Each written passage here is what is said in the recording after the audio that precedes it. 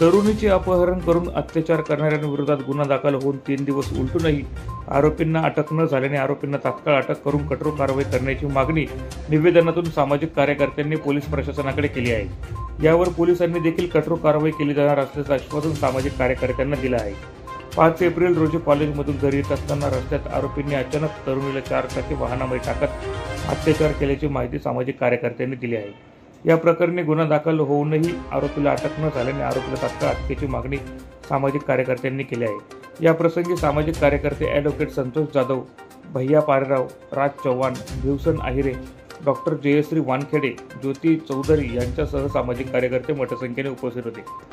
कॉलेजवरून घरी जात असताना हा जो ज्याच्या संदर्भात आम्ही एसपी साहेबांकडे तक्रार करायला आलो आहोत, या आरोपीने तिला बळजबरी दिली, तिच्या घराच्या जवळून उचलली, स्विफ्ट गाडीमध्ये उचलली आणि शिरपूरच्या दिशेने नेली। तिला अशा पद्धतीने मारहाण केलेली आहे, हैवान देखील लागणार आहे। त्याचे फोटो पिक्चर आमच्याकडे आलेले आहेत। आम्ही साहेबांकडे येण्याचं एसपी साहेबांकडे निवेदन देण्यासाठी डेलिगेशनच्या स्वरूपात यासाठी आलो आहोत की हा जो आरोपी आहे, हा आरोपी फार खुलसी आहे। त्यांनी ज्या मुलीला ज्या पद्धतीने मारलेलं आहे, आजही ती मुलगी सिव्हिलला उपचार घेते आहे। तेव्हा या आरोपीला 3 दिवस आरोपी तक्रारदार उपचार घेतोय।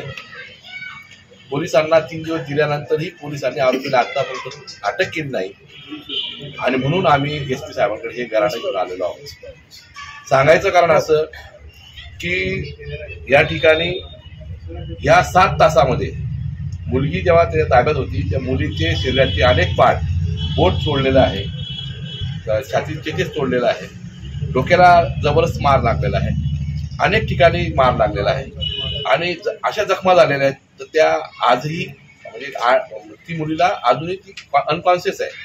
तर या परिस्थितीमध्ये एक मानवताच्या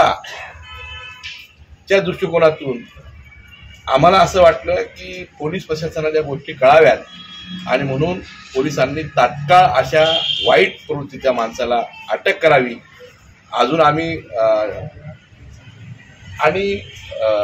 या ठिकाणी कायदा सर्वांसाठी सारखा आहे।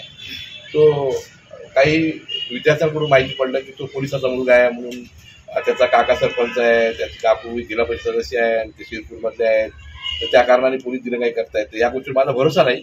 पोलिसांनी यामध्ये पारदर्शकपणे आपला तपास करून पीडित महिलेला न्याय द्यावा यासाठी आम्ही या ठिकाणकडून काही कलम लावण्यासाठी सुटलेले आहेत कलम लावण्याचे। तर साहेबांना आम्ही सांगितलं की ती मुलगी जेव्हा 7 तास त्या मुलाच्या ताब्यात होती तर तिला मारल्यामुळे ती अनकॉन्शियस झाली होती। त्या अनकॉन्शियस पिरियडमध्ये त्यांनी काय केलं हे तिलाही सांगता येत नाही आणि म्हणून मेडिकल होऊन तिची तपासणी करून त्या आरोपीवर तिची 76चा गुन्हा दाखल झाला पाहिजे आमची मागणी। प्रतिनिधी सुनील निकम, माझा महाराष्ट्र न्यूज।